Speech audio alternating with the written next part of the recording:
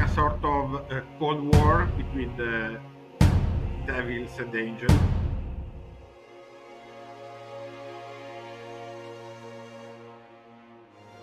I am quite happy of the magic system because it has both quite. It feels very hard, but in the end of the day, it's very flexible. Of course, there are different. More you write, more there are things you want to explore, and I didn't have many like artist friends that were interested in fantasy, so I'd say, well, I do it on my own.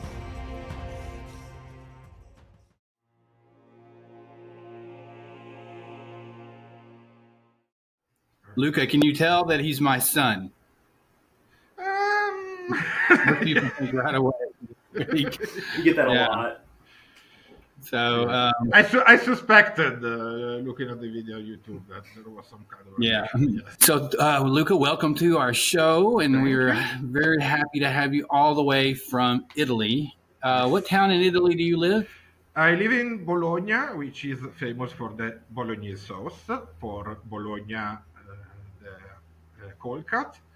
And also it's famous because it's one of the first university in the world, the first in Europe. And also is the birthplace of lasagna.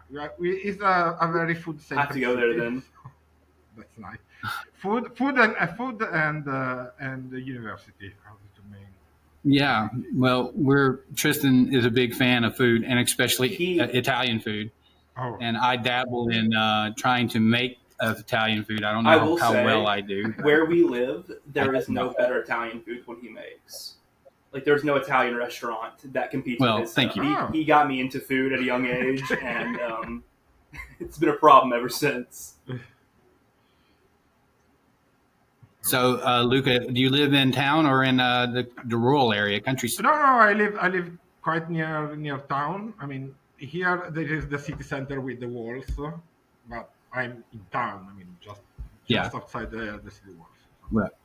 Neither Tristan or I have ever been to Italy, so we're going to be picking your brain a little bit about Italy. Absolutely. You're very curious. Oh, yeah. Yes. No, well, I love my country. Easy to say.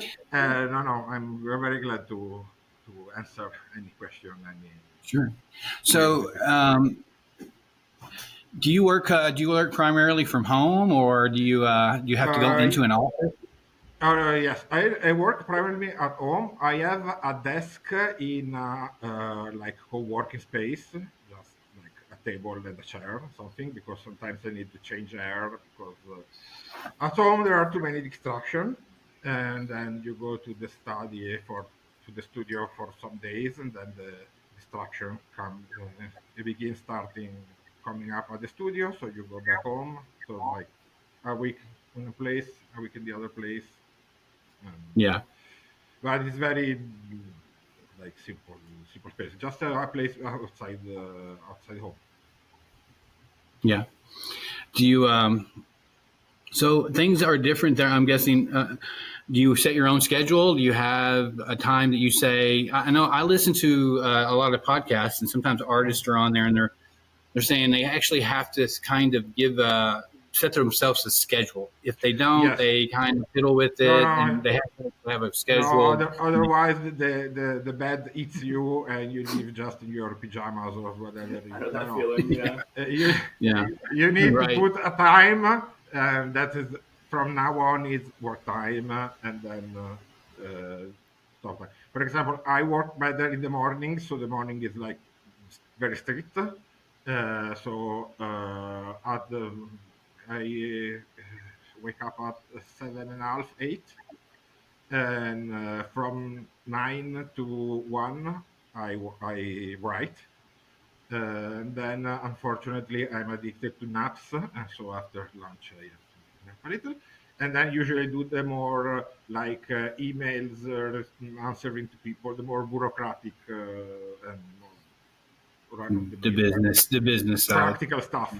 In the afternoon, and I see when I like skip a couple of days of this routine, it takes more to come back to the Absolutely, routine yeah. because Catch back it's so up. easy. You're home. Well, nothing happens if I start half an hour later. I know the feeling.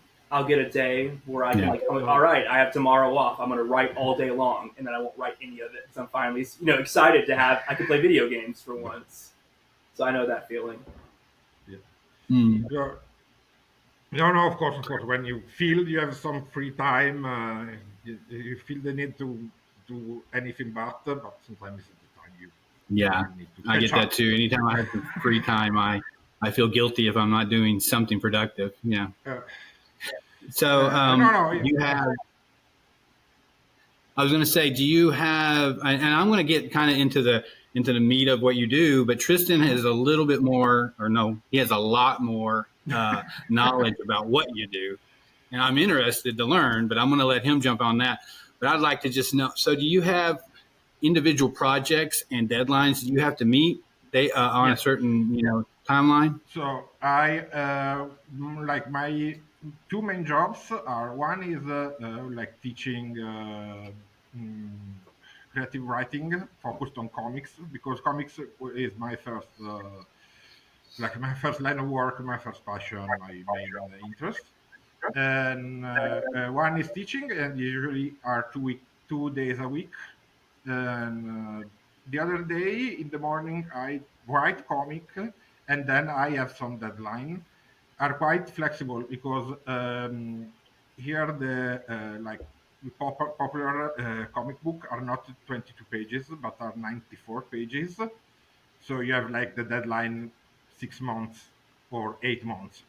Like you can at January say you have to um, give your the complete script in 8 months So or 9 months. closer. So yes, there is a deadline, but you need to manage that too because you don't want to end like at school and doing your homework in the last day. So you have to Yeah. be able to spread in a sensible way your work output.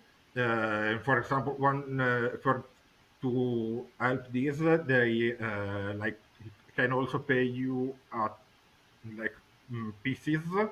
So that's a good Okay. it's a good way to like have a salary of sort because you know that as Sort of a writers draw, you a draw. Yeah, where you that get a helps draw to head. be Gotcha. uh, and that I bought for I mean for comics I basically only write scripts. I've done some graphic design, layout, some lettering, like writing inside the balloon, physically writing inside the balloon. Well, digitally these days, no. And so Yeah. that was my main.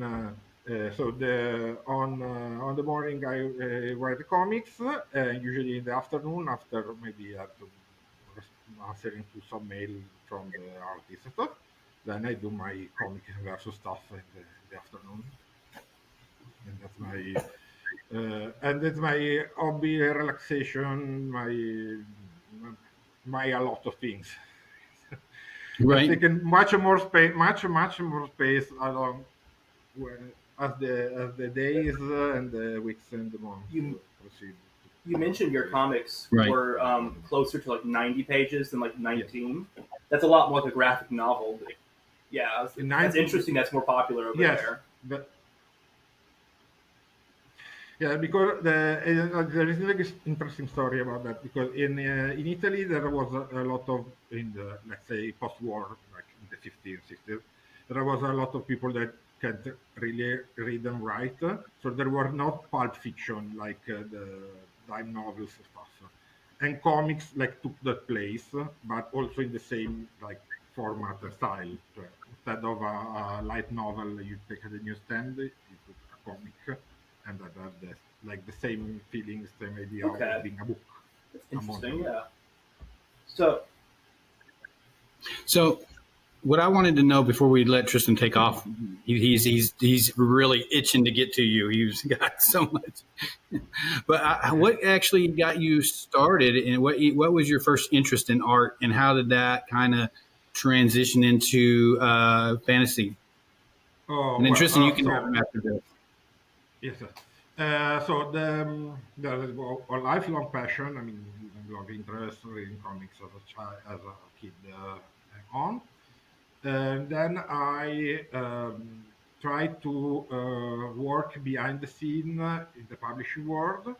And when I realized that it was as much art as working in the front line, I said, well, now why I have to fight to be an editor when I can fight to be a writer, which interests me more. So I started working toward being a writer and stuff.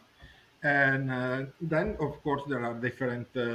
More you write, more you there are things you want to explore. And I mean, destiny, circumstance, and wanted that I didn't have many like artist friends that were interested in fantasy. So I'd say, well, then I do it on my own, and so I started doing the art and the text on my own because it was a genre that was not like beloved by the people I had around. Well, with half true, but it was better if I did it my own. The art of making do as a very Italian thing. So I say, well, I'll do it by myself. I can find anyone. We can't hear you, Dad. How was your family when you told them what you were doing? How did that? Uh, How did they take it? it was quite quite a struggle in a way. They were not very. They were like mildly supportive. Like, if you really want to, are you sure engineering is not more interesting? Oh no, I want to do this. Okay, Tristan, does that Yeah, so sound familiar? sounds Does very. that sound familiar, so they Tristan? were not like they didn't like were actively opposed or anything, but they were not the most supportive. Anytime there was some alternative, some friends that was doing something else, have you even think about doing this stuff? But after some time, now that I can make a living with it, they should. They don't read me because they never have, but it's fine. I didn't care much at the end. All right, Tristan, Well, I you have have a lot of a questions question? actually. I have a. I see. I got Well, go ahead. introduced to you through Codex Inversus, which I'm assuming is Okay. probably your biggest project. I wasn't Yes. aware that you were a comic artist before It, that. So at first, I was going to oh. ask, what comics have you worked Uh, on? I might know some, I might not. no, because they're all from Italian character, and unfortunately for that, since they have this format, the 90 pages, and they're also Okay. in black and white, traditionally black and white, they never had the chance to on over the Atlantic. I mean, they've tried a couple of times, but it was a So format that American reader didn't know what to have they do been about. translated to So. English? Uh, Okay. no, I have a couple. I have a couple of French editions and a couple of Eastern European edition because they are very big fan That's of Italian interesting. comics. To my surprise too. Um, but never. It's one of the things that I are kind of missing in my bucket list as a writer to add a nice English US translation. That's always been a Yeah. thing missing. Um, and also probably is for that reason that I, for example, started to write in English the project because I wanted also to take a look. I mean, in the Anglosphere, in the English-speaking world, because there is a much bigger public because it's the international language. It's not only if you write English, you are not only like read by the US, Australia, UK, and stuff, Yeah, but because English is, also it's a secondary language in a lot of other countries. I can imagine that's very advantageous. yes, it's the language of internet Absolutely. in many ways. So if you put something in the internet, English So, is the way to go. where did Codex Inversus, the world itself, where did that start? Like, was it a tabletop RPG? Was Okay. it just something like you played with friends? Was it just come out of your head? Oh, yeah. Uh, it was kind of my head because I had a couple of ideas on. about fantasy concept, but as I told, I had no outlet, not immediate outlet for them.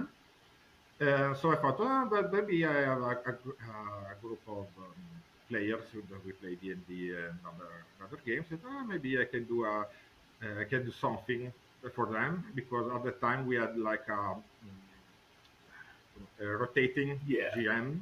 With some, but at the end, one started this big campaign, and it's still going on after 5 years. So there was Yeah. never the chance to it was never my turn in the end. And so that was an idea. And then looking around, I will also see that there are some projects that are like pure world building projects. So I say, maybe I don't have to really bother about the destination.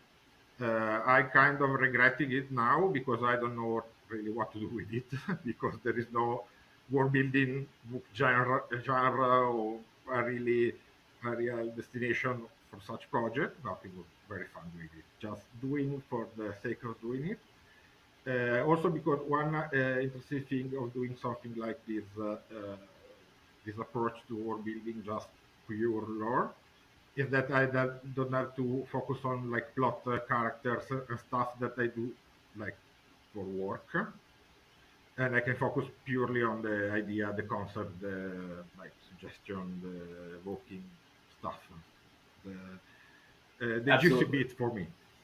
I'm Without a all big world the builder, so I understand that. and so I have my own setting I've built over like 4 or 5 years, and going into intricate details on every. oh Yeah, I get okay. that. That's so much fun. So I understand where you're coming from there. So Yeah, well, yes, I have some notes about the best wines, regional cuisine, all these little details because you absolutely, think about it. So at some point, I will find a absolutely, use for them. I've had friends tell me my world building strategy is very food centric, because that's kind of where I everything sprouts from is Oh, what these people over here are eating, which once again probably his fault. no, no, absolutely approve the food centric approach because food is like a nexus of a lot of things like cultural rights, tradition, but also commerce. It, you can see the Absolutely. development in The history, can be some a relic of the past, tension the It also future. seems it also seems like food can be like something that's can pass by language barriers or where you're at. Food is something we can all relate to, in some ways, and build off of that. Maybe. Oh yeah, yeah, no, because the interesting thing is that eating is a universal experience, and you can see how much can be declinated. I mentioned interpreted by different people, different places. What is tasty? What is disgusting? What is considered rich? What is considered poor? There is a lot of societal thing in it, a lot of geographical things in it. It's very nice concentration of a lot of the elements that contribute for the world building. You can tell a lot of a place I wrote. considering what they eat. Consider also that in Italy, every 10 kilometers there is a different recipe, a different place, a different dish that is only in that town, and stuff like that. So I can understand how much varied can this topic be. For example, this is a nice thing as world building because it's much more difficult to use that sort of detail, for example, in a novel and something narrative, because I mean, how much interesting can be describing a spread on a table. I mean, there are people like famously George Martin of Games of Thrones fame is kind of mocked for his very long description of his Well, banquets. I'm actually reading. I'm on the fourth book of that series right now, and I have a friend who's a really big Ah, fan of the series. And one thing he points out about the food is in the beginning of the series, when it's summer or spring, there's all of this, decadent food descriptions. But as the books go on, you see less and less and less of that to kind of highlight the desolation that we're encountering. And Robert Jordan of Wheel of Time, he does something. I think I'm using one of his books right now to prop up my camera. he does something very similar with early on. You have lots and lots of food, but as the influence of the Dark One keeps coming, you're seeing more and more like infestation. They're talking about how they're having to ignore the worms in the food as they're eating, and that kind of creates that. It's an interesting way that you're seeing food used as a way to highlight the state of the world.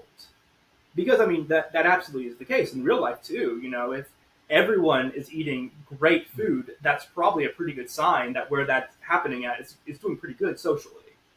But if even if the Oh, elites are having to deal with worms in their food, that's a bad state. You know, something's really going wrong. oh. No, a lot of other topic can do this. I mean, this work because if you pick up fashion, music, art in general, transport, there are a lot of things. If you focus on, you can see all the connection. I always thought food is like more intuitive and more direct as there's a small part that I can Absolutely. encapsulate a big web of connection. So I was going to ask, where did the inspiration from Codex Inversus specifically come from? Because Uh, I would describe it as it's a pretty new genre, but to me it fits heavily in the new weird genre, which I'm not sure how familiar you are with it. That might be a more American. I'm not sure if it's a more American or if it's a more global term. uh, no, no, Okay, no, I no. just didn't know. I didn't know if it started. Weird Richard Yeah, DiCosta. Yes. No, one thing is that because I've never been a big fan. I mean, I reached the fantasy genre like in two ways. One from the top with some more literary example. For example, I like a lot of Borges, Calvino, of these like I literary authors that doubled in this little in the fantastic and the fascination, a lot of South American authors, Joey Casares and stuff. And from like the bottom with the manga, with the absolutely. tabletop RPG and stuff. And I always have a sort of missing in the middle part because beside the super classic Lord of the Rings and for example, Game of Thrones, and obviously I don't remember what, like two or three more. I will have like an indirect approach. I'm starting more now reading because I now that I'm inside Yeah, the genre in first person, I, the algorithm is offering. Ah, have you read this book? Have you seen this channel talking about book? And I'm getting in more and more in the topic. But the idea was then uh, the the two ideas are one was appunto in Codex versus the more literary idea of estrangement, of like turning upside down the more known things. Some maybe the tropes of fantasy try to making a twist so they are you can still recognize them, but they're changed. And the same with some with the art. So the art is all I do all collages. So the idea was turning the existing work upside down in a way and make it strange, new, and thin. The more I'm doing this, I'm feeling more that I'm becoming an illustrator because at first it was like I'm doing something and then I will invent the lore later. Now I a clear idea of what the lore is and I can because absolutely. after years take some I've gained some skill. I can do what will fit nicely with the first lore. But at the beginning were more, oh yes, well, if I put the horn on some lady, maybe that is this.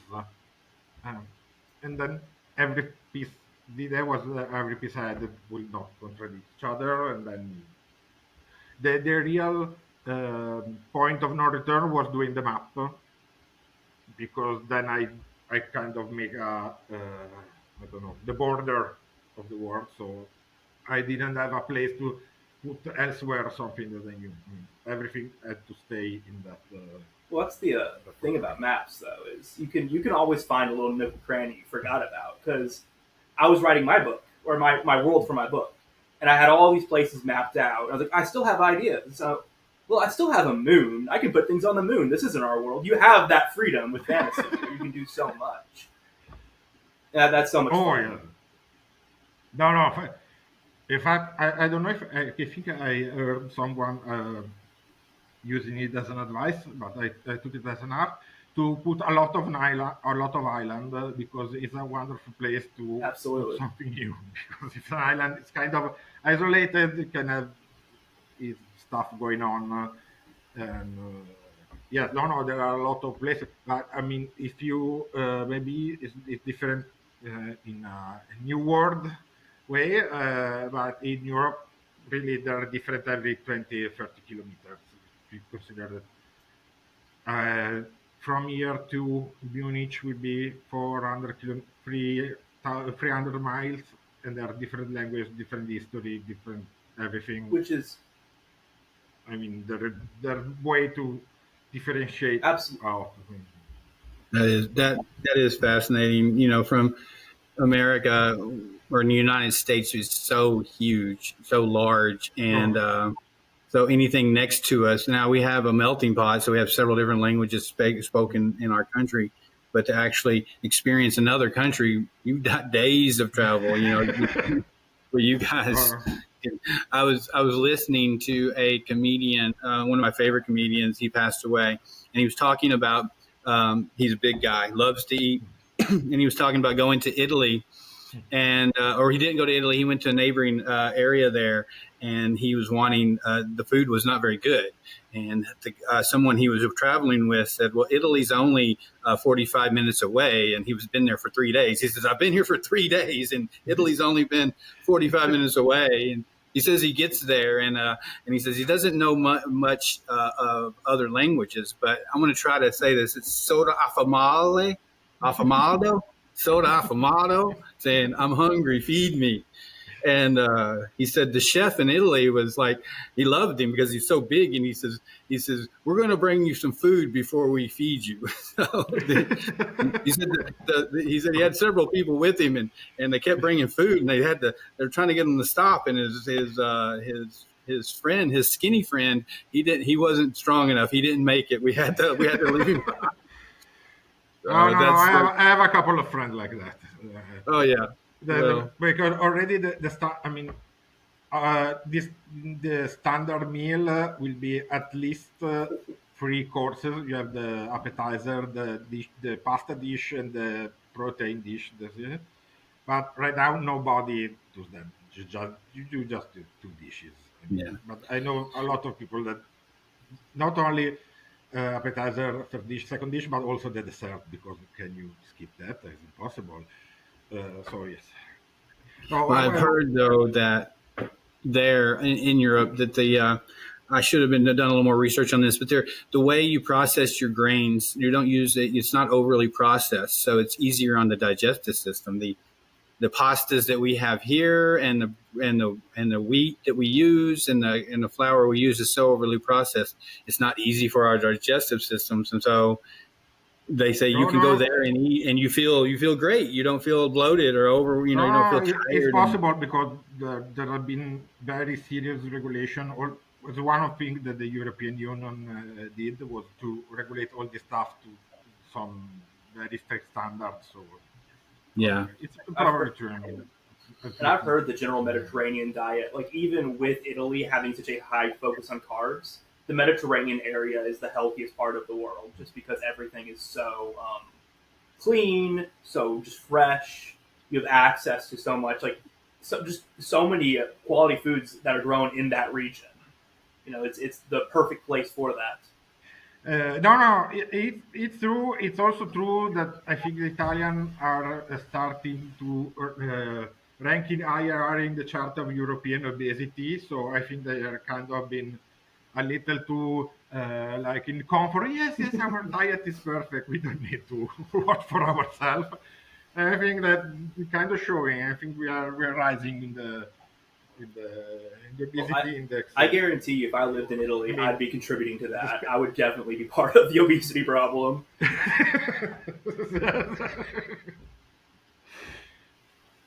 so I've been, if you notice me looking away, I'm looking at maybe trying to find some information on what you do. I have a few characters of your art, I Yeah. believe, I'd like to put on the screen.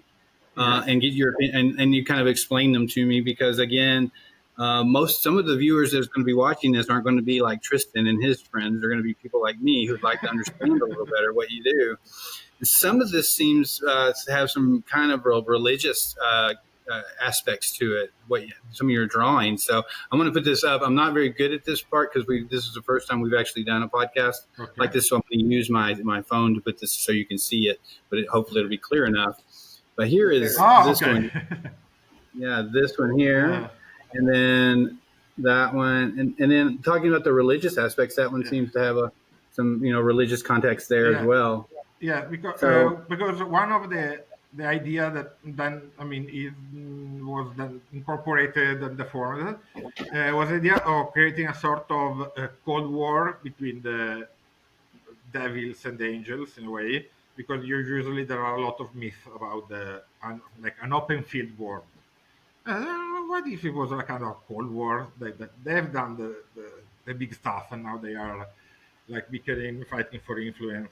But of course, that one would be more interested if there was some like ambiguity who if someone was the good guy or the bad guy, and so I start dabbling with that. It was quite of interesting. So a lot of the angelic stuff. They're a sort of angelic nation, and they're all like biblically accurate angels that are quite scary. I mean, with all this eye, the rings, the dozen wings, etc. So they are kind of scary. Also, the idea is that to make them to have a very egalitarian, very utopistic society, but also with a sort of authoritarian, totalitarian twist. Usually to explain this in a sort of Vatican Soviet Union in a way. So there is this totalizing control. So they are good because they want to be with other people, but are they? And on the other hand, also the devil side has a lot of like they're very focused on justice and because in some way you can see that the devil are doing the God's work, punishing the sinner. I mean, why not? Is a way of looking at it.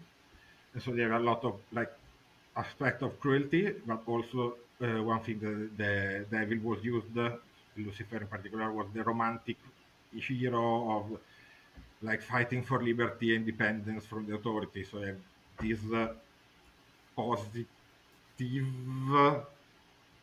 band to like mix the water. So in the end, they are both human in a way with their good side and the bad side. But the fact they also are connected with this idea, I think, create an interesting work with your presupposition, with your like not prejudice, but your idea. Oh, they should be the bad one, but are they? They should be one, but are they? And so I think it creates an interesting ideological and political landscape for the And work. one thing I noted. Oh, sorry. And also, I mean, the Italian background, I look a lot of religious art every day. So just in the streets. So I mean, it's kind of normal to me It's to take it's from that. interesting because your daily visual of religion, a lot of it's going to be, I imagine, is very artistic, right? Whereas what I'll see every day about religion, I'll be driving to work and I'll see some billboard that's like "Hell's real" or something like that. There's almost a over here, religion is almost more crude, is how I put it, and how it's depicted. Where you have a lot more traditional. Mm. I'm kind of envious of that. That does seem much more. No, Go no, ahead. because no, because you see that it's very much more embedded literally in the city. I mean, for example, I live near, there is this sanctuary near, like near my house, and there's a portico, these arcades. There are 666 arcades that goes up to a hill and end up in this church because the church represents the Virgin Mary that is like squashing the snake of evil.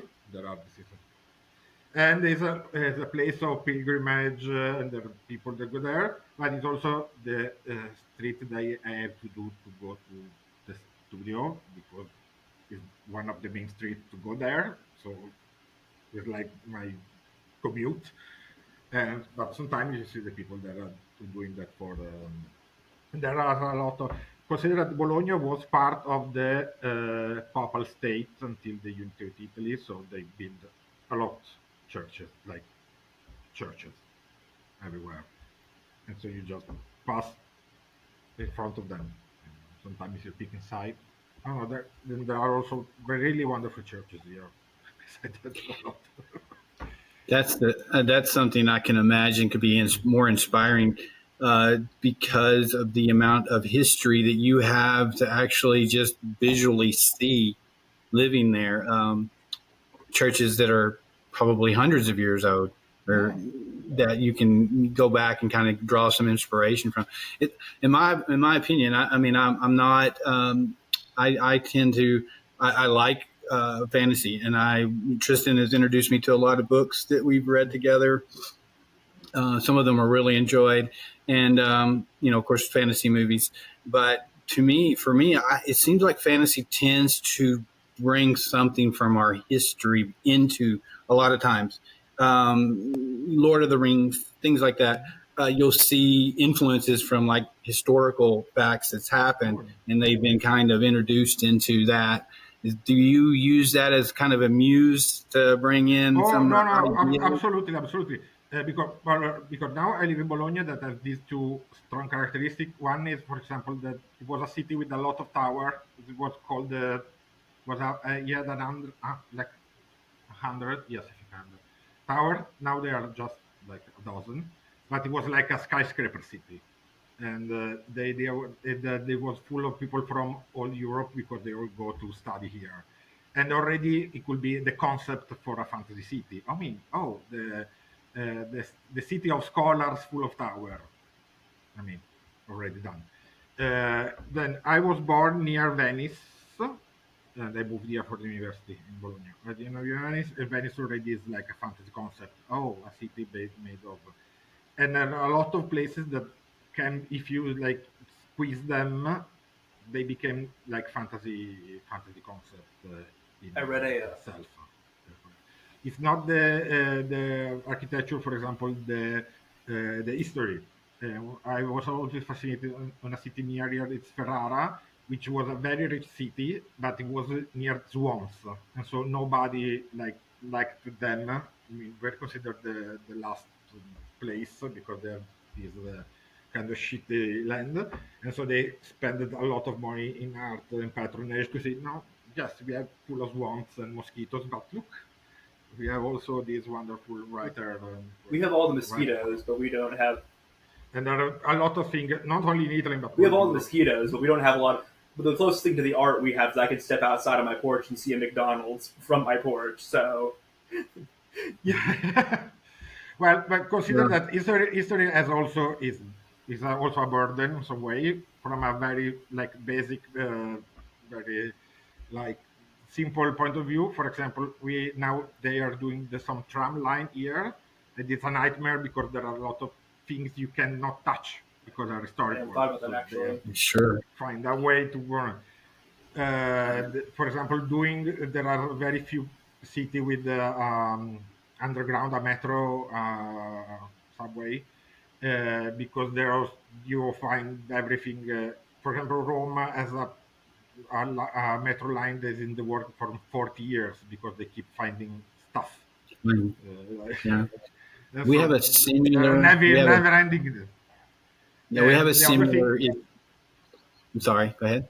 no, I no, was going to no. say we have a similar situation here with the Native Americans. So, Oh, well, of course, our country that we call country isn't that old, but the Native Americans were here for oh, well. hundreds of years before us, and we find all kinds of archaeological finds. As a matter of fact, Tristan and I are going to be going to an archaeological showing of some of that that's Hmm? prehistoric. Um, Items that they found and they collected. And whenever you find those areas are similar, I'm guessing, to like what you're talking about. Those areas are now off limits. You can't Hmm? if you're going to build a building and you find something like this. Well, now that particular area, is become an archaeological site that has to be No, explored. That may be something I don't know how familiar you are with the Native American culture, but I can imagine Tristan has been dabbling into some like the old West cowboys, kind of thing, and then the Native Americans. I think he's been trying to introduce some of that. Is that right, Tristan? Into some of your Absolutely. Well, art and firstly, the fantasy. D&D game I'm currently in is very like Weird West, but I try to take inspiration. My main strategy for world building is I'll take two cultures that have not interacted a lot before and kind of say, what if they started from the beginning super close? So I have definitely dabbled heavily into not heavily, but dabbled a little bit into Native American culture because I like the idea of what if this culture had a somewhat different start. Like we take some of these roots, but let them come out in a different way. So I've done some into that. Yeah. Oh no, no, no. That also that kind of always the problem that sometimes you don't know how to handle it because maybe you, for example, I have no problem to like doing collage on like religious painting or creation because like it's my culture. I can do whatever. I mean, if you get offended, but I mean, I have a sense of what I'm doing, but I understand that one of the reasons maybe that there is less taking from the part is like the fear of like maybe touching something that you understand is delicate. That's a possibility. It's one reason because I like being, for example, kept more or less in the Europe and like Mediterranean area because like, Absolutely. I'm familiar with that, so I know how much I can Now, the face of that. There's But other culture can be a so little. recently though, with the gnomish chiefdom, you've started stepping more into Hmm? some. Would you is that Middle Eastern or is that more Egyptian culture? Uh, the idea, I mean, the first idea was in the new word, the word Mughal Okay, India, so like I them, like okay. Islam India. Uh, but it was kind of because one of the problems on doing art using existing art that this you can regulate the supply. So there were not a lot of material on that subject. Because, for example, a lot of are using more and more the Orientalist painters of the late 18th century. There were like usually Englishmen and Frenchmen that went to Algeria, Egypt, and they painted what they saw. And surprisingly, so when they painted about, for example, India was the English colonial India, and not the previous period. There are some recreations, some sort of, but so it became like an odd podge of Middle Okay. Eastern stuff uh, with some, I mean, some Egypt, some the hotter like temperature stuff part Just of the the region. Islamic world as a whole kind of pulled into that culture. That's Yes, interesting. And I will say, yes, yes. I've been trying to catch up. You have a lot of Uh, stuff written down lore wise, so it's hard to catch up. But the sheepdom, that is one of the most interesting parts of your lore. I think it's what you're doing. It's what you're working with recently, correct? Like you've not finished with it. yeah, no, because see, I didn't go in real vacation. I didn't go in holiday the side, so I use my time to Yeah, like do stuff because like I have fun. So I have a little more time. yeah. And I mean, I I can feel do like you can more. return to any culture at any point. No one's going to hold it against you if you decide you want to do more with Oh, the Angelic Union or the Holy Infernal Kingdom or Empire, things yeah. like that. Like you're not held. Like I guess that's one of the advantages. Like if I'm writing a book and I'm on book three, and I decided I have to go back to book one. That's going to be like recently. I finished my book, and I said, no. What if I made this in World War II time period instead of ancient history? So luckily, the first book was pretty easy to fix. But I'm glad I wasn't three books in. But whereas you have a degree of Uh, flexibility where you can change things with yeah. that medium. There are also I also put some. There are also some like a reliable narrator in there. There are a lot of people say that possibly this is what happened. So if I change my You mind, have I a kind you of have an easy retcon for button. some. At least for some topic, I have an That's escape great. Yeah. hatch to revise I mean, it. you also In in the reality, it was all they well, you were all also have the wrong. element that you're a world, especially in certain areas like the Valley of Delight, I believe it's called. There's a lot of like wobbly stuff with the magic happening. So you could very easily say, "Oh yeah, this is Yeah, canon, but this is also canon, and they don't match." But it's just the world isn't fully settled here, because you have that element of your lore. yeah. It, no, in fact, was like some months ago. I asked the people of the Reddit to say, "Oh, look, I put this part of the planet, where there are the island, the Triton, etc. You choose an island That's and put what you cool. want, and don't like, of course, try to stick to the lore, but like, don't worry, we will find a way to make it work in the end. Maybe it's just a retelling that was not so accurate.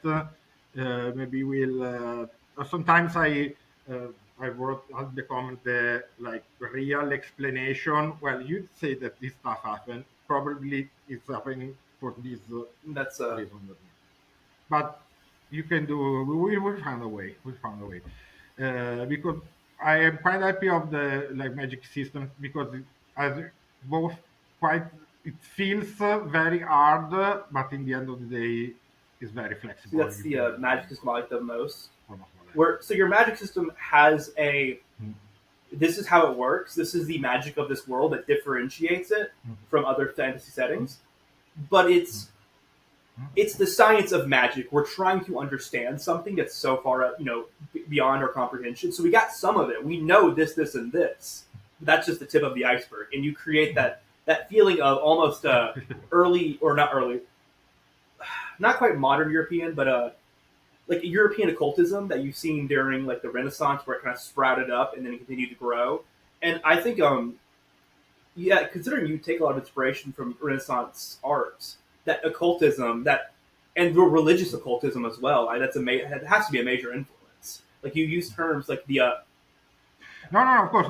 But also not only the more like let's say occult philosophical part of the Renaissance, there was a lot of ruminating or thinking about it, but also anche the actual scientific stuff. I mean, the Galileo's, the well, Newton is a little bit later, but all the discovery, the Francis Bacon, the discovery of the scientific method, is kind of one of the team in a way. I mean, there are a lot of people that are trying to find out how really magic works in this early science so almost approach. as if the Age of Enlightenment sprouted from occult research, not scientific research, is how I look at it.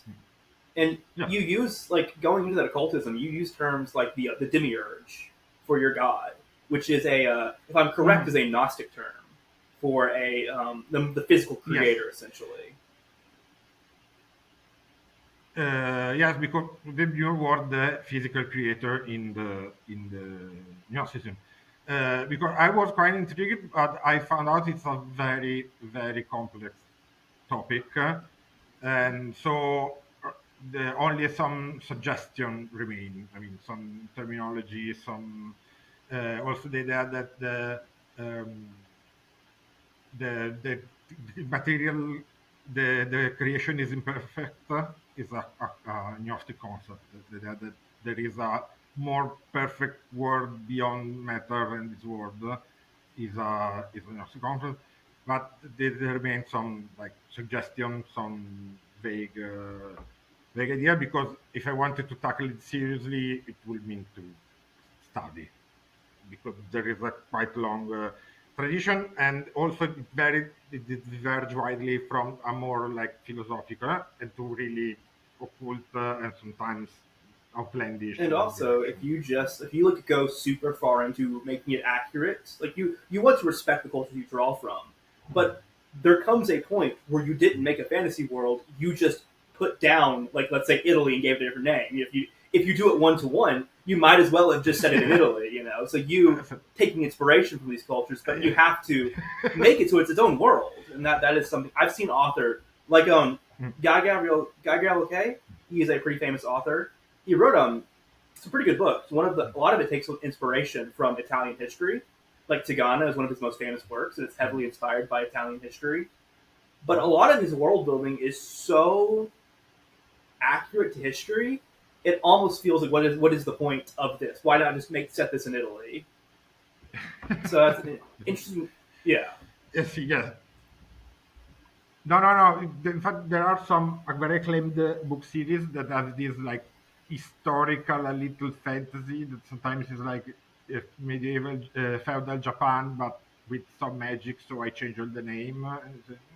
yeah. Okay, good for you, It's but it's not I as don't see fun as making your own your making point. your entirely own world. That things it's not just Earth that went a little differently. It's really its own. I had a friend. I was explaining my world to him, and he said, "Oh, so it's kind of like an alternate history more than fantasy." And I got a little offended when he said that, which is a weird thing to be offended about because that's it's just How a dare term, but like no, I put a how lot of dare you? work into making this place its own place. So I yeah, that's and I can see you've done that because go No, ahead. no, you don't know, but in a way, I cover myself with. I mean, it was sort of by design that was some like ideas of suggestion were clear. I mean, the idea of turning upside down in there. So if you catch the reference, maybe Yeah, also helps to see how it's different as is reinterpreted the season in different light. So I didn't worry much about. So I hate to interrupt you too, but I thought I would get a question in, Luca, Yes, while I'm I gonna got grab the you water between while you do Tristan. this. I'm out of water. Um, It's very hot here. so do you have do you collaborate with other people much on this? Do you have other people that you're having to write? What I'm trying to say is maybe writing a project with multiple people involved, or is it so just all no, you basically? no, no. Basically, it's all on me. The Codex project is on me. I have just a couple of a frequent contributor that I asked maybe, can you reread this? Can you help me take a proofread this other stuff? And then maybe sometime I open to ask, what you want to do next? Oh, I want to do. Why don't you do something about trolls? So, okay, maybe I can do something with it. I do that. And because it's not so easy to find collaborators just out of blue. I mean, because I understand if I say I need you exactly for this thing, and the eventual rewards in the future will be this and this and this, I think I can find one. Is, oh, I don't know what to do, please help me. You don't really find much help being so vague. That's the point. So I've been listening to several artists in different ways, not just people who like comedians. So, Mm. in the United States, we consider comedians artists because Mm. the way they have to draw, and make these things happen. But a lot of these people are talking about how they call upon that muse. It's like I'm not going to say not some. It's like pulling something from maybe a collective consciousness or something like that. Do you ever feel like something's been given to you, or is it all just Luca's Uh, mind? at some point, that you feel the effort, especially with this project, but with more or less everything, that the thing you're writing has a life of its own and its needs, and it kind of some things are obvious that like I don't know. It's like they're coming out what you've already written. I mean, if you have put all this stuff together, then the last piece will be that you don't really come from you. It comes from the what you've already done by yourself. It's something like a lot of writer is a little pretentious, but it's kind of true. That the characters write themselves. That you have to like. This is a little fancy way to say it, but in a way, it's true. I mean, you feel that what you do start to take a life of its own in a way, because there are so much connection you have done that something feels good, the other thing doesn't feel. Then again, sometimes you have the stroke of genius. Genius, maybe not genius for the quality, but the stroke of an idea, the classic light bulb that spring out, but are quite rare and frustrating because it's a good feeling you when you have, oh yes, It's an I can do amazing this. feeling. It's very, but you can really Yeah. control it. So that's really frustrating. Another Sometimes pat on the back. Uh, Well in done. fact, the one of the big challenging, well, all creative stuff, but probably writing most of all, is doing the work when the light bulbs are off, when the muse is off doing her stuff, but still putting in the work to not like behind, lose the habit, and stuff like that. So, Yes. so that being said, do you have like characters that you get close to, like a character you've created, but you've spent so much time with this character over maybe months and years that Oh yeah. you have feelings for, and if that say that character was to get hurt or demised, you feel something, you like you've lost something. Oh no, no, that's true.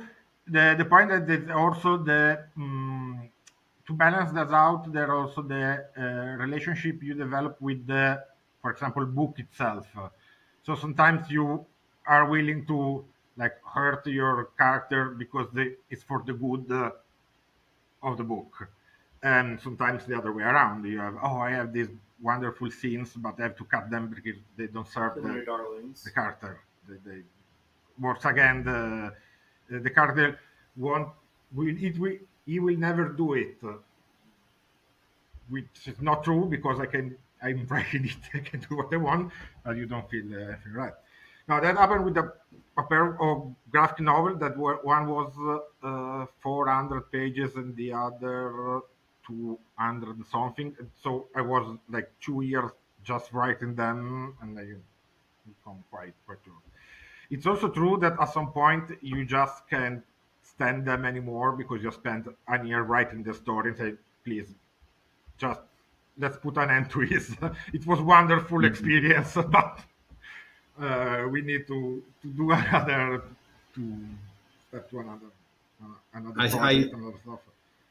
I sometimes see that in like television series where they may have like 5 seasons, maybe 6 seasons, and you can tell that everybody's kind of trying to wind this down, and it comes to a point where it's like it's a very abrupt ending. It's like Hmm.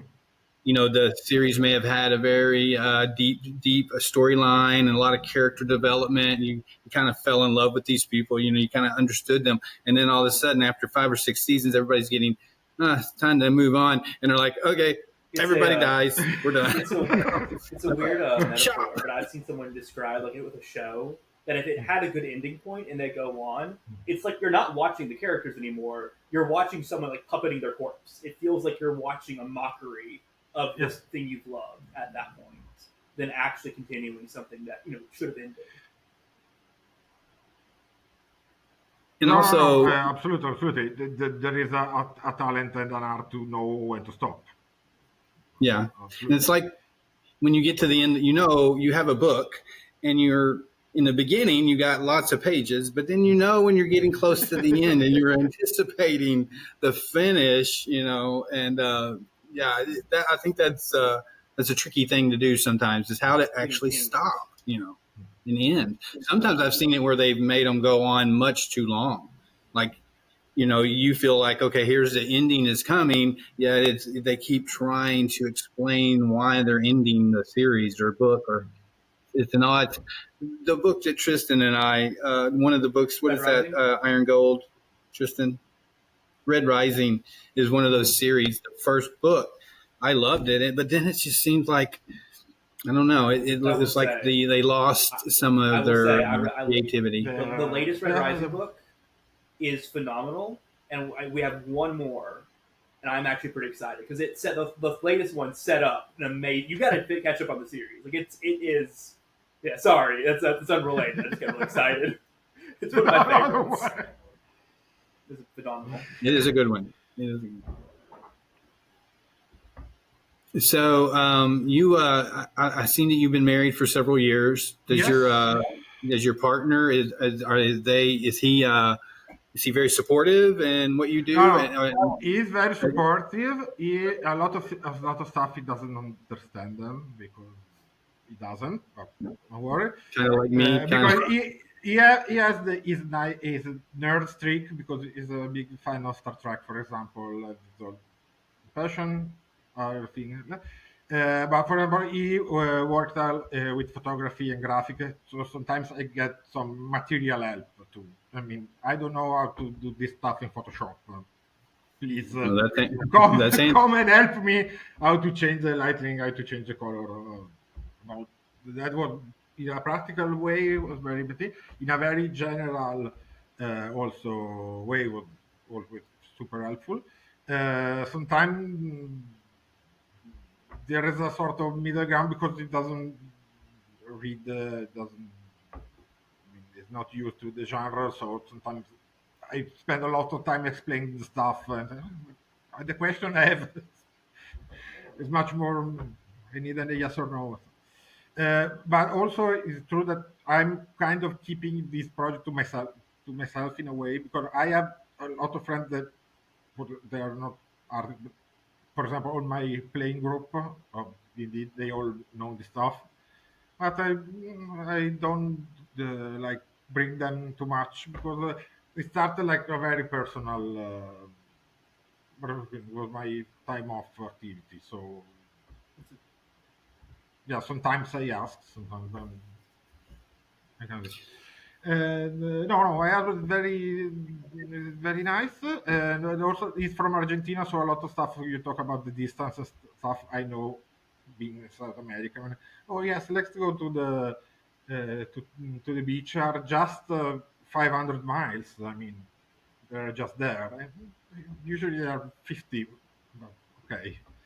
And stuff. Oh yes, we take a plane to go to see my cousin. Why? 2,000 miles from here. It's possible. It's 2,000 miles. I mean, I'm in Berlin. I'm in Poland. What are you talking about? Yeah, I've always seen that. I drive 25 Um, minutes to work, and that's a long drive for me. So you can tell the difference there. Yeah.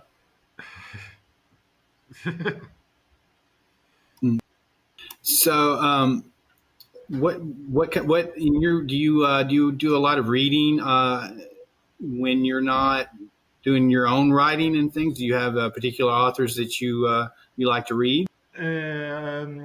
So I think it is something that happens to a lot of people that at a certain age you start to drift from fiction to more non-fiction stuff. So I read a lot of books about stuff. There was a series of books like A Day in the Life of a Medieval Peasant, A Day in the Life of a Renaissance Banker. This kind of history non-fiction right now. I love a lot of. I was a big fan of short stories because I wrote a lot of short stories by comics. I like the format. I think some Flannery O'Connor, Elliot Monroe, a lot of American because it's a kind of popular genre that you part. A lot of South American and Argentinian specifically because I have one at home, so he pushed me some stuff.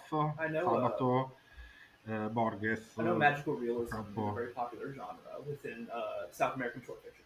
Is Yes, that something you read? yes, yes. No, that approach that I like a lot.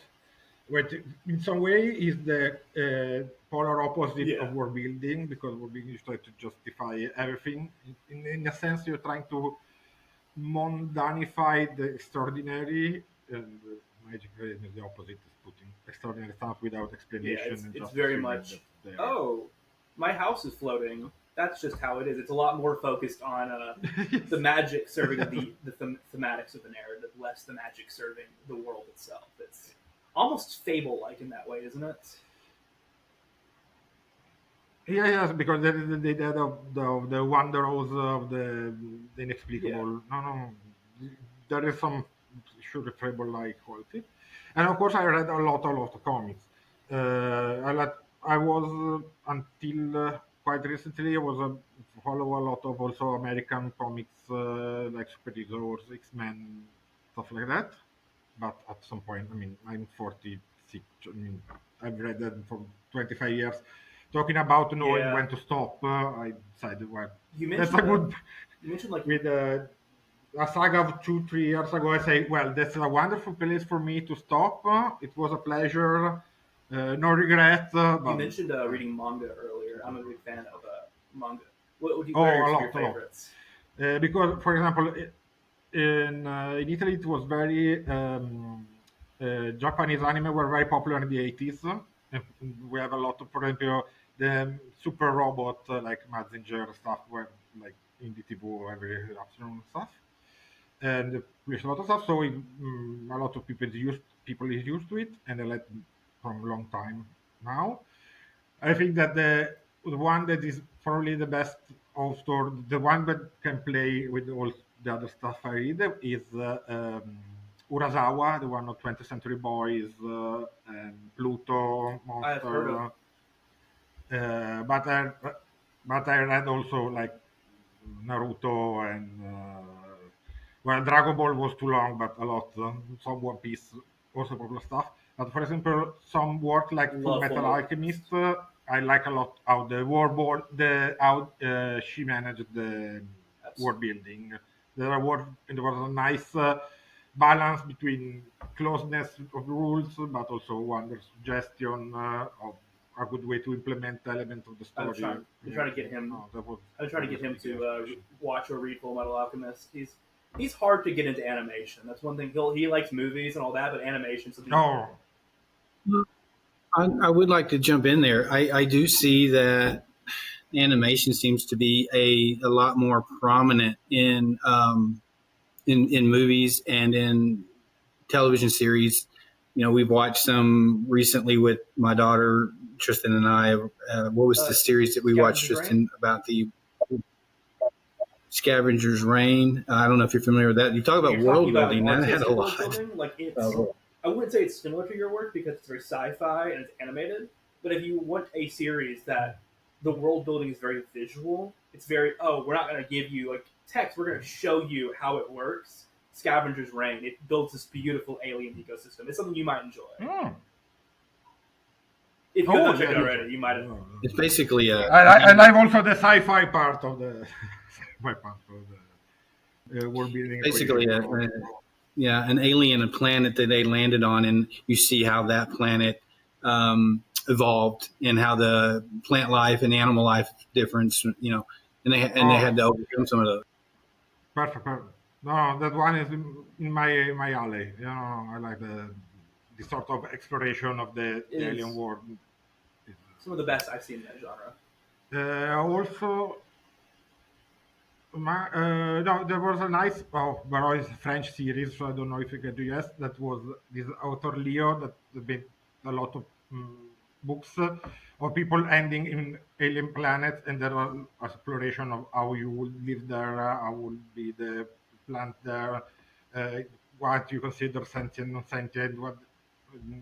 No, no, it's a genre that I like a lot. More more idea sci-fi than like big battle sci-fi. You know, like less ship blowing Yes. other ship up, more like how does this alien language affect? I mean, I Yeah, imagine you still enjoy the ships blowing each other up oh, because that's always everyone likes yes. seeing spaceships shoot at each other. But there's an author actually kind of it's on this topic a little bit off topic. Shana Mievel. Now, I highly recommend you read his fantasy series Boss Log because it has some very similar, not similar world building toward yours. And Ah, oh, no, no. Because I pronounce it in a very terrible way. you know China him? Yeah, Mieville, yes, he's but amazing. yes. I was actually going to ask if Yes. Boss Log. No, no, no. I read the That's my Perfidious favorite Trip book. Station, and then one of a smaller one, but I really loved was the Yes, city and the it's on my city that list. were just two cities. I really loved very high concept, but in this interesting, very. I don't know. I like this He is sort of high probably my concept per. stuff. I haven't dug fully into his category yet, his catalog, but he's probably my favorite author. But I was watching an interview of a book he wrote called you might have read it. It's called Embassy Town, and Ah, yes, it is yeah, the about alien. So yeah, alien language. The people yeah, that have for learned people the who alien haven't read language. it, it's about there's this it's big intergalactic empire or not empire but civilization, and there's this planet with these aliens that speak this language that we can't. It requires two people to even speak it, and there's a lot of like philosophical elements about that language. That's the main focus of the books. But then there's an interview with China Mieville, or I might be pronouncing it wrong, but he's talking about how yeah, I wanted to write sci-fi because I love like space pirates and swashbuckling and like it's very interesting seeing him talk about that. This very like pulpy, fun. See the long route Exactly, yeah. to It's get there. Yes. even with the more sophisticated elements he wants to explore, there is just that love of the fun that fantasy and sci-fi can provide. Just the silly things you can do, which is so we never lose that. No, but for example, one of the books that I loved is uh, of Ursula K. Le Guin, and that are all short essay of pure world building. For example, these people like migrate during their life, and these people with less world, the more age they become, and or the sort of speculation over concept. I like really enjoyed it. It probably in a way it's a middle way between fiction and non-fiction in a sort of way. Like it usually are very plain as a writing style. The sort of work. I, So, going a little different direction, how do you see future? Do you have a lot of projects on the shelf now that you're working on? oh yeah, And I had to solve the question because I think it's the time to, if not ending, to put a full stop period to the Codex project is coming. But I don't know how to materialize it, how to make it, what object, what thing it should become. It was probably a book, but what kind of book? And so, for example, this summer I tried to do a lot of possible indexes and see, oh, if I want to put this, how many pages it would be. And they were always something too long. And so the question is what I want to like sacrifice for a first uh, for the first book. And so that was is the first thing I want to do, and I saw that I may need to do it by myself because I tried to contact the publisher stuff, but it's a very long and winding road to get to a traditional publishing. So probably in the because luckily I have all the basic system I can lay out. I have self-published comics, for example, so I know how the typography and pressing works.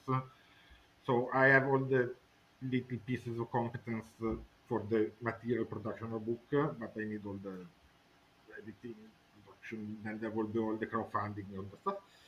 So I'm studying this the topic, and I will see because also I'm feeling the need to put something like that because it's creating it's like a dam for other idea. I am having less idea on other topics on other gender because this one is even so big that all the thing I think about are about codex. So I think that it needs to have a like a period. So then it will continue on that. But something is okay, that's something about it is done, so I can feel like more also looking at the direction. Also a change of maybe of rhythm because I'm doing one or two illustration per week for 3 years or something, and maybe I can scale down a bit. But first, I need that In that it bookmark becomes point. something. So, on the topic of like Yes. writing a story in the universe, I asked this to all my friends who've made these big fantasy worlds, and yours is by far the most in depth I've gotten to talk about. let's just say hypothetically, dream scenario happens. Big studio exec comes over and says, "I'm going to pay you $1 billion to write the script for your movie. We will not change a single thing. It'll be a high budget Yes. movie." What would you Yeah. write that about in this universe? What would you focus on if you had the chance? I've allora, one because I have done a couple of the pieces of lore as character. For example, there was the character of the wizard that made the like anti-magic fire that, and it ended up to also be a sort of anti-reality. Well, very drop. I very Wheel of Time-esque thing that unravel reality. And that was kind of a fascinating. Oh, what, who know what will happen? And that was another. It was the orc girl warrior in the arena. That and I'm putting. I have my team of characters. And the idea is, but there's one clear. There's only one villain in the Codex World, which is the anti-pope, the I Lich. found about him.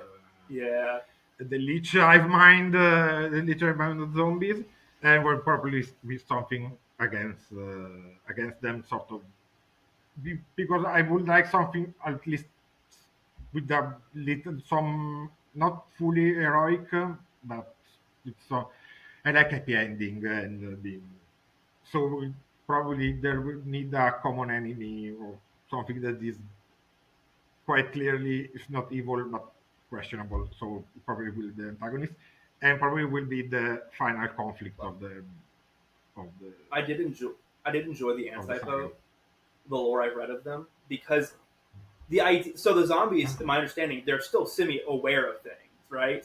They're just like, yo, this is so much easier to be under this hive mind. It's a they see it as life Yeah, as a curse, so they're trying to free people from the curse in their mind. Yeah, yeah. that's so much fun. I have no pro now. I have no problem. I don't have to eat. I don't Exactly. have to sleep. I'm Yeah, never alone. which to us, And so yeah, that but is also it's pulling. no, because it was interesting with a person with such a obviously villainous, villain, or at least dreadful objective, but how can twist it in a positive way. We are freeing you from the pain But of then you're existing. So you're, you're losing probably does. all of the wonderful things about life. And I mentioned before, this kind of ties. This will tie back in. I'm working on a D&D campaign, and one of the major cultures I'm drawing from right now is actually Italy. And one of the major themes I've gotten because I'm drawing so heavily from Italy is the taking the joys of life. You know, they're taking the good things from life, and not that's something that I found very Ah, prominent. yeah. And I wonder if that had that played into the idea of the antipope, this idea of this being who says, "Give it all up. Don't have any good. Don't have any bad. It's better that way." You growing up or living in such a place of culture and indulgence. Yeah, well, it was more like the sort of bliss of nihilism. So if you don't care about anything, so much so that you lose yourself, as is like freeing appeal in a way, because you're no more responsible. You don't care. Of course, when you look outside, you're like a horde of zombies that are just going around doing this like the nonsensical prayer and like this confused state. So kind but the idea was to put him in the like so in the north because they were thinking the people that has the harshest life, like sort of living in Siberia or the, will be the one who would say yes, I can quit this life of harshness and accept this sort of yes nihilism. I so don't care much stuff that I don't care more by myself and my life and my Yes. Have you read the and, work, or I guess also played the work of Robert Kravitz? Because he is a big world builder, and he also explores heavily themes of nihilism in his okay. lore. Not necessarily being pro-nihilistic, Hmm. but nihilistic philosophies have very much shaped the world. Now, you probably know Disco Elysium, which is what he's Hmm. most famous for. Ah, okay. No, I know my name, but I don't. Yeah, Okay, but if I you have don't not really. experienced that, I recommend it to everyone. No. He is sick of me telling him to play the game. But yeah, that's another interesting explore. I think you would enjoy that work, considering what you do with your work. It's a very different world, and the way it explores those ideas is different. But I think Mhm. you would find a interest because the ideas it explores. So I had a question. Do you see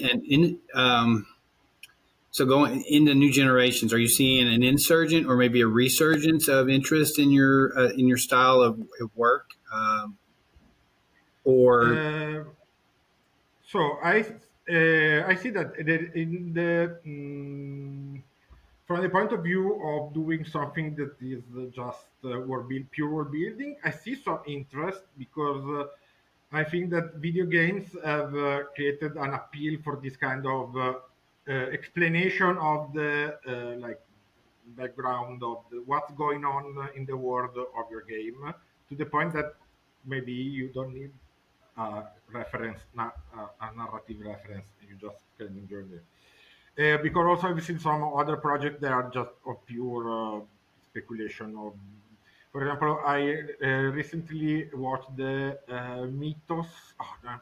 Well, it's a series of like Monument found Mythos footages and see with the one with the glass the head the people without that the become Zeppelin was and the the sacrifice and the Monument American Mythos. Yeah, monuments yeah, yeah. the That's monument mythos that's a big yes one. and then this sort of fiction non-fiction style of narration I think is something that that is around in this period. And the other thing, is for sure, fantasy has a very strong grip on the imagination still now. For example, I teaching writing last year class. I have 10 people, and all like wanted to do fantasy comic to the point we have to like saying not now because we Got to can learn do the something same different. thing Yes. for everyone Um, Actually, because they have to present a proposal for a project as an exam, and they all present the fancy stuff. So they say, "Yeah, wonderful, yeah, now do another one absolutely. in another There's a genre because with otherwise it becomes an echo chamber. And you just yeah, and think about it. The with world is writing bigger than. fantasy, it's good to be proficient in other areas. It's good to have those. And there's a comedian actually. He made a pretty popular cartoon recently, and he was a YouTuber before then. But he actually had a really in depth quote I like to reference. He essentially described it as if you're a fantasy or you're a comedian, and all you take influence from is other comedians. The art becomes in a way almost incestuous. You're corrupting it because you're not getting anything fresh. You're Yeah. just telling the same joke but worse. And I feel like the fantasy genre is like that. No, no, no. The effect of the Exactly. photocopy of the photocopy of the photocopy, and everything it becomes Exactly. much. I think like No, but for example, one of the fundamental advices for writing is look outside and take from your first-hand experience, which sometimes is translated with write what you know, which is kind of simplistic, but the point stands. Write about something you have a first-hand experience, so you can bring some back some yeah. reality, some authenticity, and of course you can also transmutate that direct experience. I mean, you don't have to speak about your belly button all day long. You can put what you know in a Western thriller or sci-fi So fantasy. I think for a while anime and manga had an issue with that, especially like the isekai genre, where it was so Mm. much. I enjoy No, anime and yes. manga still, but a lot of it feels uncanny. Oh, but when a genre becomes super popular, the publisher start to not care too much. So the important is to publish and Absolutely. do stuff in the genre. The shonen, speaking of manga, shonen manga have the problem of period of very derivative, very copy of the copy of the copy. Usually, the quality at that point usually mm, goes so down that the genre Yeah, count fizzle out, and only two or three more genuine, authentic stuff keep going on that on the genre and because then someone brings that's something fresh in though, and everyone wow. eats it up. and then everyone copies that. It's a repeating cycle. Yeah, it's you'll never get away from it. But novelty No, no. is something that's I think very important that writers they need to learn. Or some I probably need to learn this as well myself. I probably copy too much, but you got to learn how to make it your own thing. Don't don't write what's been written before. I mean, take inspiration, of course, even wear it on your sleeve, but you have to have something that makes it yours. No, if I one figure that I focus, for example, for example, if I still say, oh, I love, for example, Attack on Titan, the question is, what are the figure of Attack on Titan you like most? Oh, I like the political allegory. Perfect. So take that and leave. Yeah, if you You didn't can leave enjoy the it, rest. So you take what you interest you and you make your I own, tell. putting other stuff.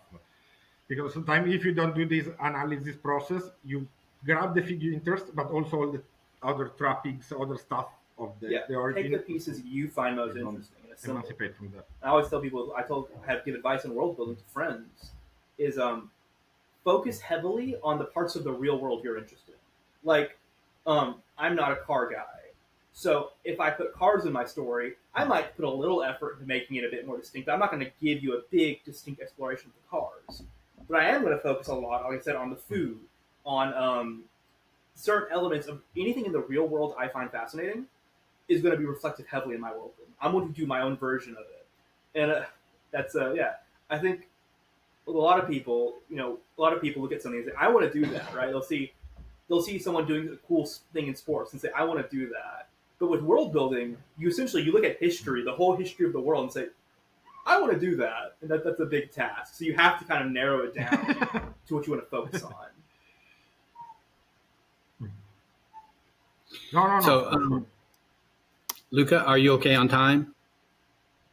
It is. Yes, Okay. I should have seen Yeah, we don't Just don't want some yeah we time don't left. Yes, I hold have you up. still. to. That's fine. Yeah, we just didn't want to inconvenience you. I did have a question. You guys were talking about a lot about copies of copies, and for some reason that made me think of the curse word in Tristan's life, AI, and how AI is being. It says it's kind of corruption over copying it. A copy of a copy of a copy. Mhm. How do you feel about AI being in the world you're in, and in the direction AI seems to be going?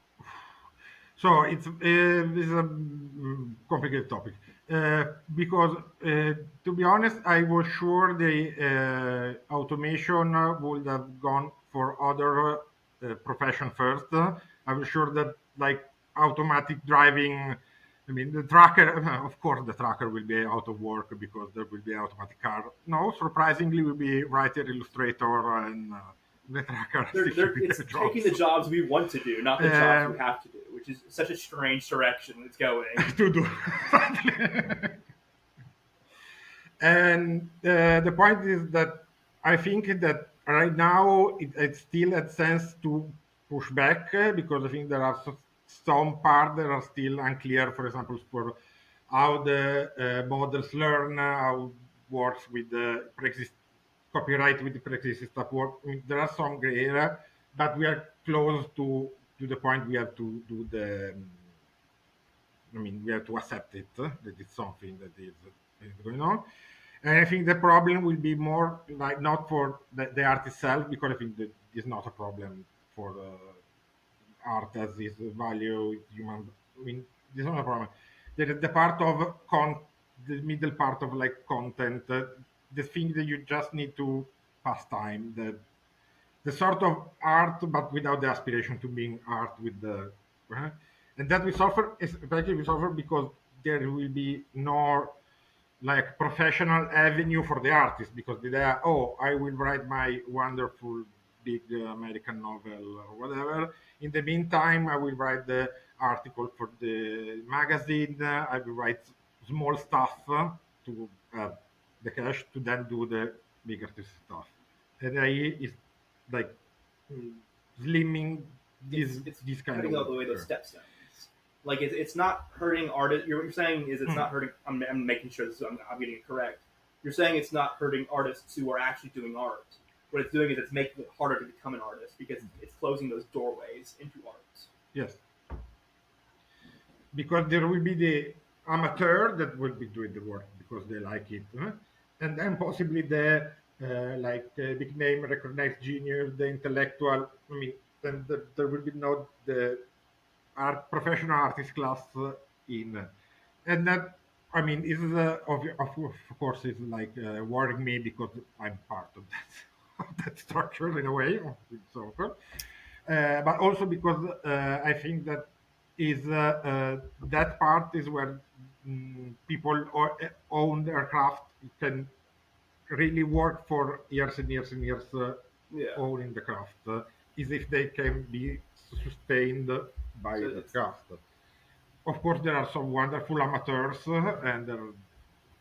but if if they have an avenue to absolutely. do more and more.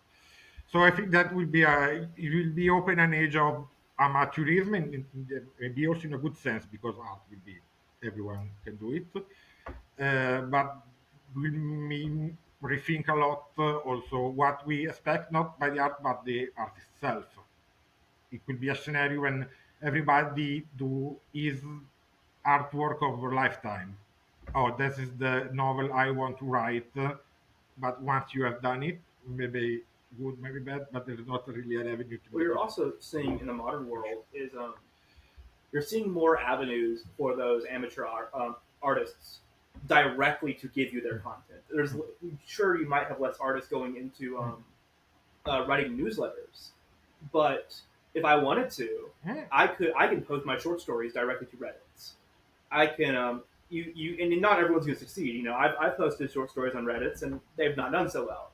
But I've seen people make like the monument mythos. You mentioned that before. That's some way. So he doesn't necessarily need to have these years and years working in this industry to have the stepping stone. He can just throw his content on YouTube, and if he's lucky with the algorithm recommending it enough, his skill alone can get him to where he needs to be. So that's something you're seeing in the modern world. No, no, no. The problem is that you, at that point, you kind of because also every artist has to have at least a little of of business side, let's say, to manage. And the problem is not having a structure with the already set system. The Yeah, business side become more and more a problem. It becomes yeah. big You can, and okay, that's start to. So I think there will always be people that can like live of what they create, but the problem they have to become a yeah, company of themselves. And some have this talent and are not. So you have to like yeah. have two I got the talents, art stuff. but a Yeah, business I don't talent and necessarily an have the artist business talent. talent, which is much more. It's much stresses me out, you know. Because I'm like, I'm gonna write a book. I'm not gonna think about publishing. I'm just gonna write and write and write and write, and then I get to the point Yes, like, oh, I'm finished now. What do I do with this? I haven't been thinking about that. And in fact, looking around about self-published, there is also not only the strict business side, but all the social management, the even a level of performance in ability to speak in public, and it's a lot. It's a lot. It changes the face who do the art. Yeah, Yeah. Because no So more time for the solitary writer in this, yeah. and then just then give the manuscript to the editor and see you. That's no more. So I had a question. When you're when you have a project and you've really um, found something or you're really getting into what you're doing. Okay, you have a Oh, subject yes. that you've really tied into. Do you ever get kind of lost in your own little world, in your worlds that you build, and then have to Oh. come back to reality and kind of shake yourself into, oh, this is Uh, the real world now. I'm back here. Is it? no, no, a little, yes, a little bit. Maradon always is. He asked me if I landed yet, or if I'm still in flying, because sometimes I'm still thinking stuff. So maybe I'm I don't know, setting up the table and stuff and forgot. No, no, no. There is a. If you enter in the zone, you just need a little time to. I mean, minutes. I mean, it's not that. That 5 minutes Sure. of okay. Now I have to think about eating or like changing my clothes and Yeah. stuff, and not all the things. So if you had to make a choice, your world or this world, where would you end up? Where Oh, would you this start? no, this, no, this word, because This Well, world? This is the yes, there are too many I, improbable stuff in my world. I mean, anything can happen, and I that will is kind of say, stressful. if you look at that, I kind of point your world more towards the idea of weird fiction. A lot of weird fiction worlds are pretty miserable places to be. But if I had to choose a fictional world to go to live in, yours would be one of them. There are places in your world like I can't remember what there's like this place where the ocean and the ground are kind of fused, so you have like fishes flying in it. Yeah, and like Ah, yes, yes, ethereal ocean, yeah, and ethereal you have like ocean, wizards yes. who have octopus familiars. Like, I'm not gonna lie, that sounds like a nice cozy life. If I had to give up everything, here in my world to go to another world, I feel like it's up there with like Pokemon of like the places I would want to go. It has that. It's not. Yes. There's scary stuff in your world, like the nightmares and even like the fairies on the moon and all Oh, of yeah. that. That sounds pretty stressful. But there are nice places in your world. No, because I wanted to always to make something. I mean, to make pieces about the everyday life because I wanted it, just people have the everyday life and they're like normal. I mean, good and bad. I mean, I wanted to create a lot of pocket of yeah, people just hang out and do their stuff and they don't live in constant existential dread or are fearful or everything. Just but accident happen because who knows if the wizard, the tower, and wizard nearby it misses something and there's an explosion or a giant rabbit or they cause some unseen plague or something. It's I the mean, same. yeah, It I feels don't like the mind a same little. like threat level as our world. But whereas here, you could die in some horrific, brutal way. In your world, if you die, there's a good chance. At least it was really whimsical. You went out in a fun way. Like your obituary is like, yep, he was overcuddled by giant rabbits. It's still you're still dead, but it was a charming way to go out. I it, Oh, sometimes I watch Tristan's or I see what he's reading or what he's watching, and I'm like, so these characters, they always have armor on and they're yeah, always going off to battle. Do they never just sit and around a coffee table and talk, or no. it's always so it's refreshing to hear you say you want to give the feeling of what it's like just to have an everyday life in your But, world. but for example, because I try to also write some narrative stuff, but I found out that there is a very big gap between writing like simple, correct English and write prose. So I have I've gained a lot of respect, for example, for writers that didn't write in their native language, for example, Nabokov and other, because for me now is like really a marvel. But sometimes I tried to do that. For example, one idea was to follow someone that want to try all the restaurant, that sounds like so much tavern fun. of a city, and there the review of the place. Oh, this Yomi's place has something interesting dishes, but the staff is very rude and doesn't explain how the cutlery works. That sounds fun. Stuff like that because in that you can create a wonder suggestion in seeing this mundane thing but transfixed in the fantasy Absolutely.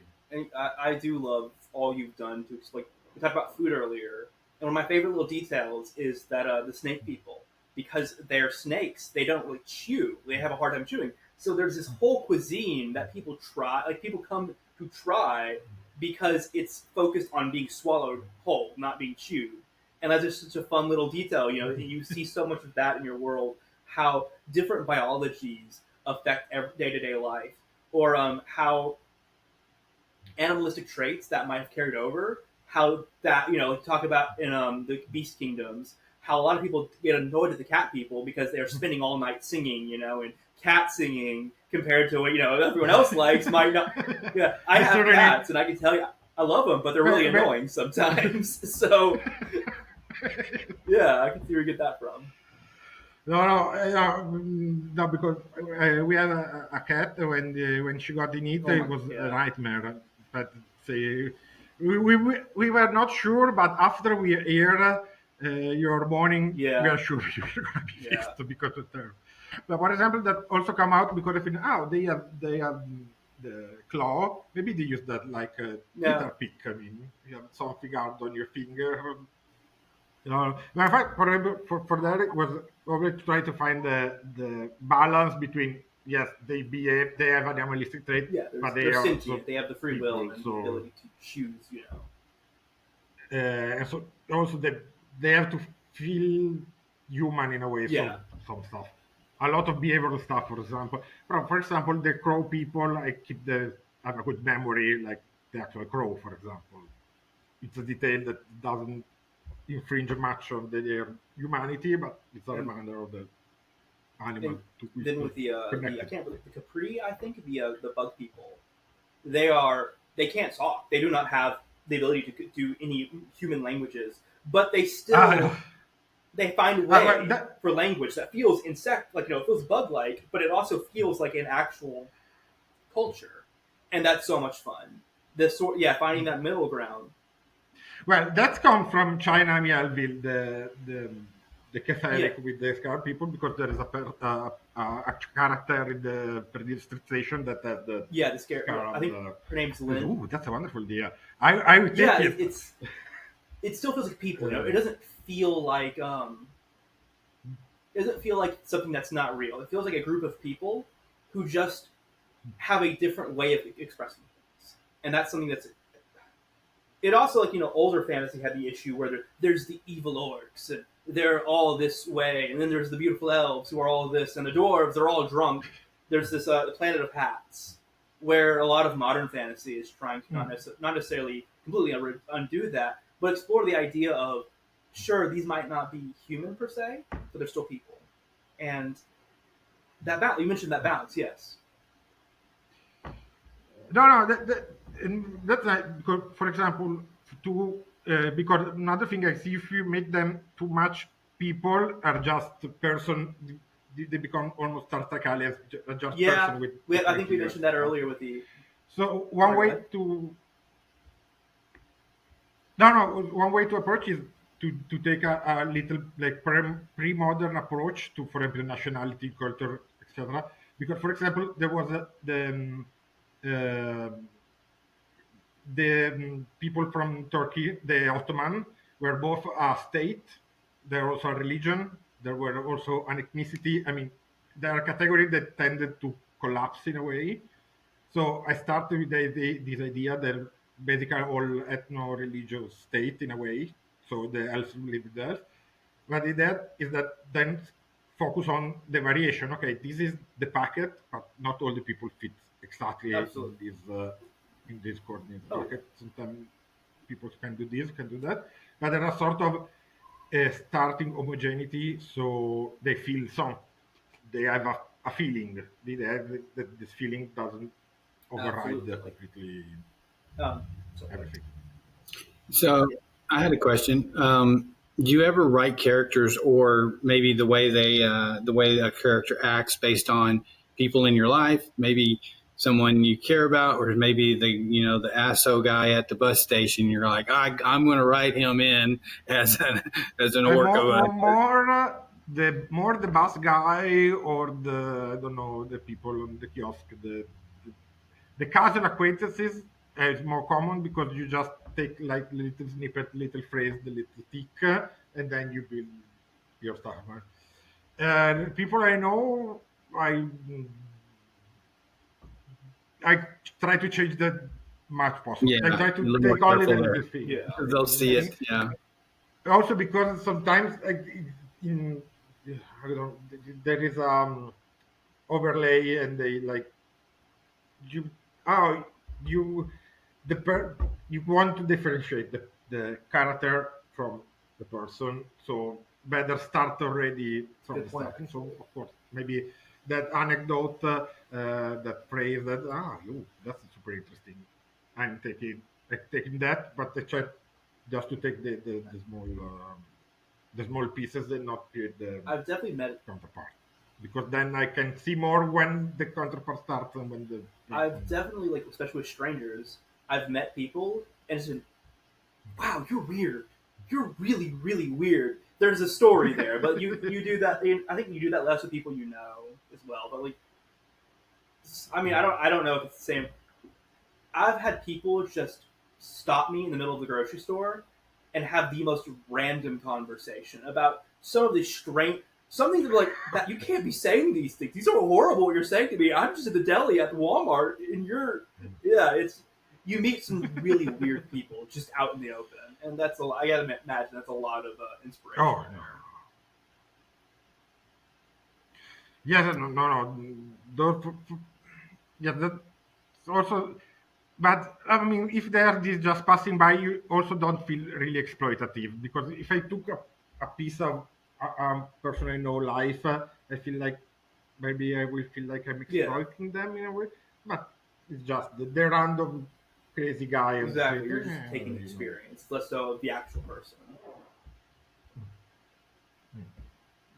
So, do you think is there anything else you would have chose, Luca? Do you think you've found what you should be doing? I mean, of course, you're doing what you should be doing, but is there any other occupation out there you might have liked to dabbled in, Uh, Honest at this point, or have you maybe growing up did you work at the local pizza place, or did you have any other jobs other than just no, I had being? I had because there for a brief time my family owned a record shop in the late that was one they were wonderful. In fact, I was figuring that would be nice, but then started to pop up the For sure. MP3 and digital music, and I don't think this this occupation has a long life, so better to look at my map. But that I would love to do. Um, in general, I think that at this point I don't know if I could do anything else. That from one thing is wonderful because I think they have my place, but also there's on sometimes the feeling of oh my god I'm cornered because I have no escape. I had to do something about it. But also, in a way it's life, so just manage it. If I will do something else, would be or anyway something to do with writing, studying. Maybe I could focus much more on teaching because it's quite fun. But also, I have to say that I'm teaching 20 plus 24, 23-year people. I don't know if I could Yeah, that manage would be. teenager or less, honestly that will be very challenging because I had throw stuff at these students or 20 stuff because they were not listening stuff and I went crazy because this is not high school. What the hell are you doing here? It's a private school. They You're want to paying be for the there. lesson. Sometimes you So get. I can't imagine a 15-year-old how mad I would become.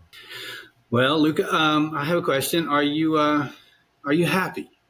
Have you with the life you've chose? Have you do you find yourself as a happy person? Yes, at the end of the day, yes. I just had some like practical problem. For example, the rent is a little too high, but we didn't want to move.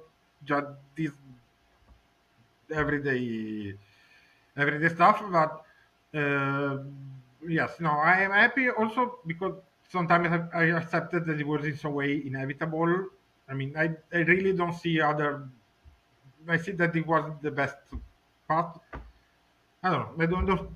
It seems like that I was meant to be in a way. So that that helps with being to not having regret, not having, and that helps to be happy. Maybe content. Maybe I don't know the difference because it's not happy. Yeah, joy. Right. No, I'm happy. I'm fine. Yeah.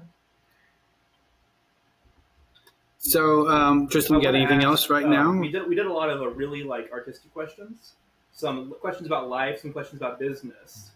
But there's still part of me that's high school Tristan who is I want to watch a Marvel movie and see a strong guy punch another strong guy. So I got to ask my really nerdy question now that I've been saving. So there's a thing on the internet now. There's a sort of subculture of nerd culture about who would win in a fight between you take two random characters and do way too much math and way too much research, and it's gotten really big. Well, but it comes from yeah. a long, long way. I mean, we stronger the thing of the Hulk is like Absolutely, and even then, Stan and then Lee you have answered kids on that. playgrounds being like, "Oh no, this character from this cartoon can be your character from your favorite cartoon." That's it's been part of. We've been doing this since the dawn of humanity, Yes. but it's gotten Goku will win a fight against absolutely, yeah. Naruto. That's you can go play that stuff, but it's gotten really big with even like some pretty popular YouTube shows based on it, like Death Battle. Outside of the Demiurge, because I gotta say, the Demiurge is probably the most powerful character you've written. If one of your characters was to show up on some big who would win thing, who would you suggest? Okay. Maybe like a nation as well. Like, what would you recommend? Who would you say you would want to see? And who would they fight? No, I think. No, I think that in some way I made the Infernal Empire win the last World War, so I probably will rooting for them because they are quite of ruthless in a way. They they the fact they use a lot of stuff like they use magic and well probably you would blow up doing this fireball, but do it anyway for the good of the Yeah, empire. Go, come on. I think a bit like high risk, but possibly also high reward. So I take someone from them. They're also much more easy with using all the holy stuff that other people are very like careful to not offend. There was the prince that used our relic to like settle score with his enemy, the end of Azrael. Oh my god, you have kidnapped my son. I will burn you with the super prestigious thing. So I surely take something from there because they don't mess around they throw hands. in that sense. Yes. They might literally throw hands. So, yeah. Well, Luca, Um, I it really was a pleasure. appreciate the opportunity to have you on. I have some things that I have scheduled here shortly, and I'd love to maybe do this again sometime. When I would like to get maybe a little more familiar with your work myself. Possibly, if you could give some good examples that I could take a look at to do that with, and maybe we could do this again sometime. And that would be Absolutely, yeah. Oh yes, wonderful. I would love I'm that. game. Yeah, Yes. I forgot I was on a podcast for most of this one. This is I I kind of just have been here watching this is how this I feel one. normally.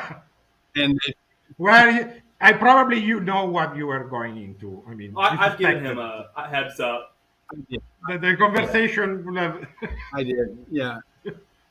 I knew that uh, Tristan needed to be a part of this one, so and it seems he's pretty familiar with your I've been work. a big fan.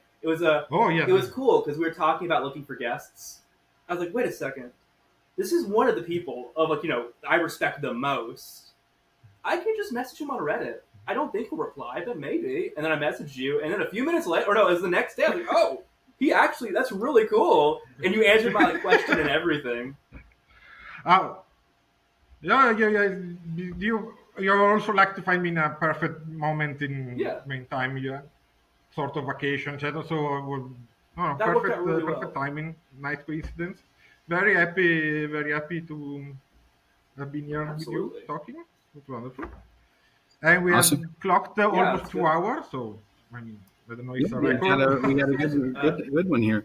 This has been very enlightening and fun, and enjoying talking to you. See, see. I do have one question. Do you have an extra room so when Tristan and I decide to come visit, Oh, and we you can can take us manage. We can on the manage. Italian food? Yeah, don't Yeah, worry, we you can can manage.